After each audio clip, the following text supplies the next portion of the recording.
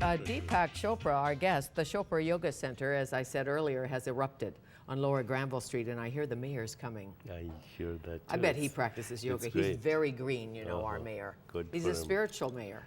That's wonderful. We need spiritual mayors, presidents, global leaders. And speaking of that, President Barack Obama seems to have a little bigger connection than some of those GOP candidates.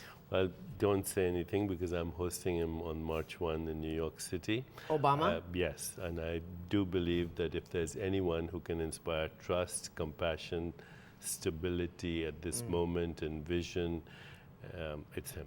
But what do you make All of you the have to do Republican is- battle? What's going on just there? let them do that, duke it out, and that's all they And have see to do what for happens. President Obama to win. Well, that is true. That is true.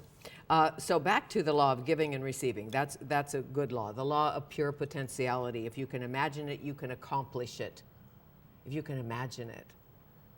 Imagination comes from the pure potential domain of existence.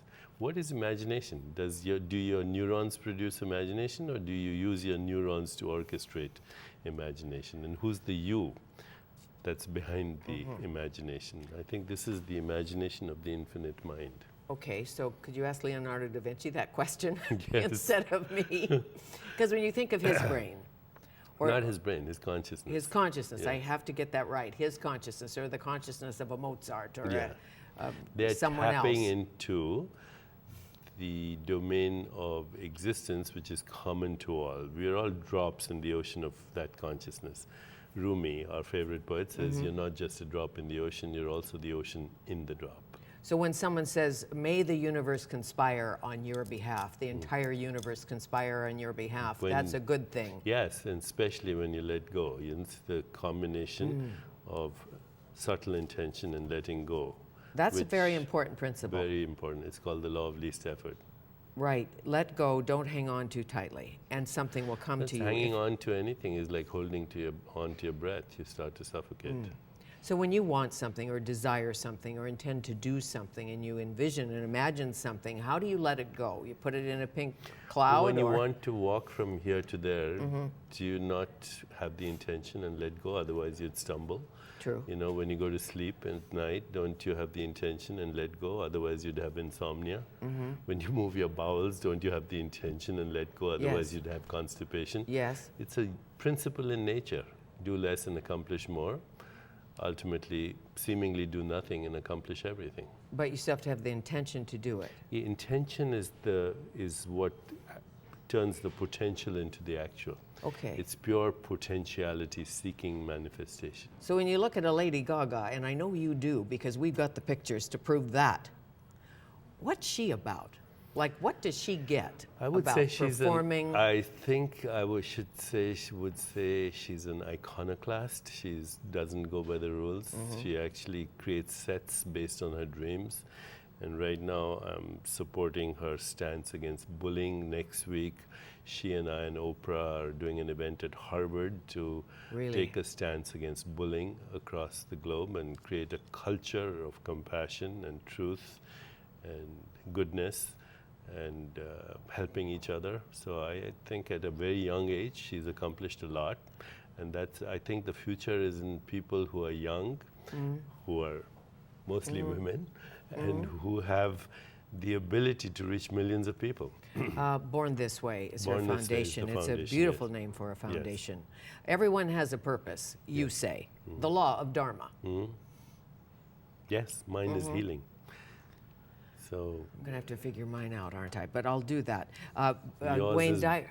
yours is bringing this kind of information to the world. Okay, I like doing that. Without you, we would all be silent. Just clunks. Yeah. Yes, but big challenges, Wayne Dyer told me. If you have big Dharma, you will have big challenges. Yes, you will. It is so.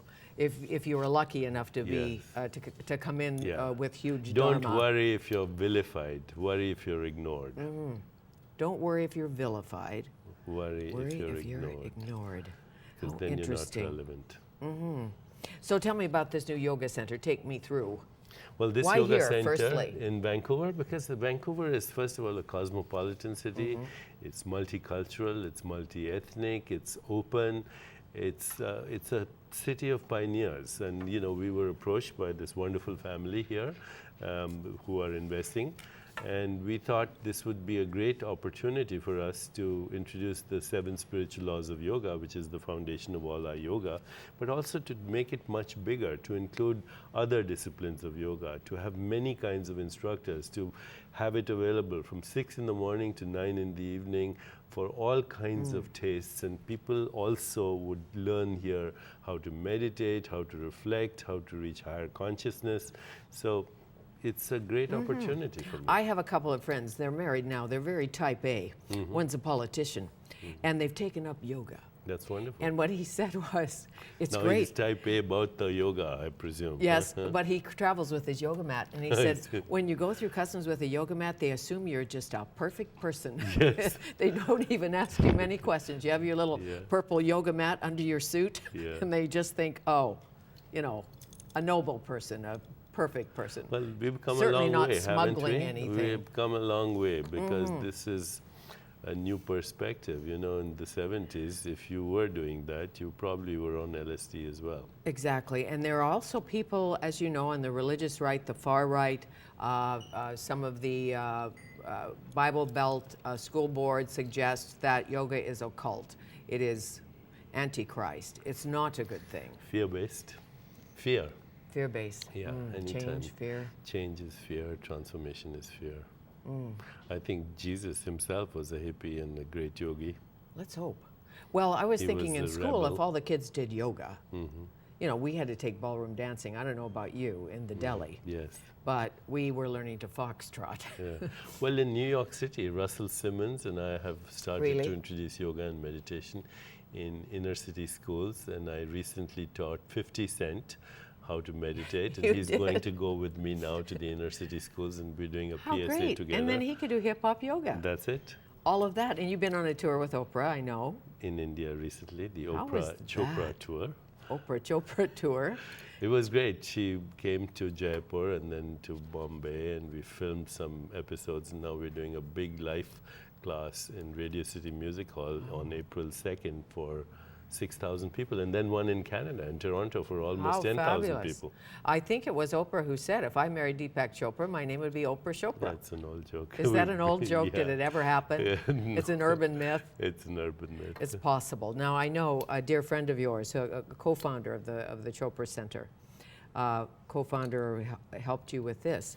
Yes, he passed has away gone- recently, David Simon, and he, in fact, inspired the 7 spiritual laws of yoga based on my book, The 7 Spiritual And Laws. he wrote about healing a lot, Yes. and healing the heart, and using emotions to heal Yes, cancer, right. and all of that. Yes. He had a glioblastoma, which is a genetic mutation. We have no idea what causes it. And Although, these days there's a lot of speculation about environmental toxins Yes. and pollution, but who knows? And for you who know about this and think so deeply and understand life, death, all of that, how do you handle Well, death of somebody close to you? First, we have to realize the fact that we exist is a perpetual surprise. Why shouldn't we be surprised that we're here? Why is there something instead of nothing? So Right. the fact that I exist makes me actually grateful for every second that I have, and makes life very precious. And when it's gone, then that particular form it took is gone. Okay, apparently you have to be gone because you have a press conference. Oh, I do, yes. Yes, Thank and you. they instructed me Okay. not to keep you past the 20 minutes. Okay, well, this was a very precious 20 minutes. It was precious, and Thank I thank you. Thank you very much. Nice to see you again. Thanks. Deepak Chopra, how do I pronounce this? Leonard Mlodinow. Mlodinow, and Yeah. he is the physicist, and they have made peace, and it's now called Science and Spirituality. And Deepak Chopra, War of the Worldview, and the Chopra Yoga Center open at 451 Granville Street.